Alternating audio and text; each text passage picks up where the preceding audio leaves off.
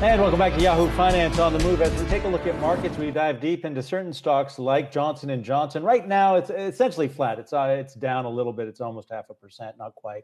But there's some vaccine news and trials that we need to talk about, and that's not only Johnson and Johnson, but other pharmaceuticals to help us understand where they're headed.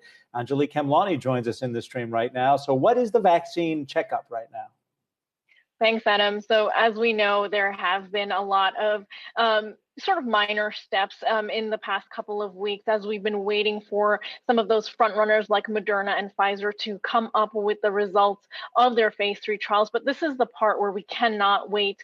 I cannot expect anything to be sped up. There is going to be a specific time frame in which these trials will take place. So Moderna and Pfizer, with their 30,000 participant trials, are moving forward. Pfizer out with the data from its earlier trials, explaining why it chose one of its vaccine candidates over the other, with some lower adverse effects from that second vaccine.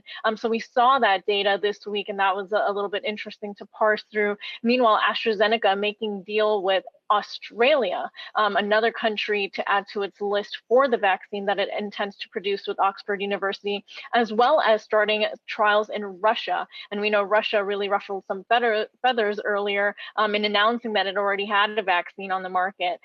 So all of this to say that we're still sort of waiting for any major milestones. And this is the part that we certainly are looking forward to see whether or not we can get a vaccine by the end of this year. In an interview with Business Insider, the director of Operation Warp Speed did confirm what health experts have been saying, which is that it is unlikely that a widespread use of a vaccine is going to be possible this year, looking for really towards the second quarter of next year for any sort of widespread public use.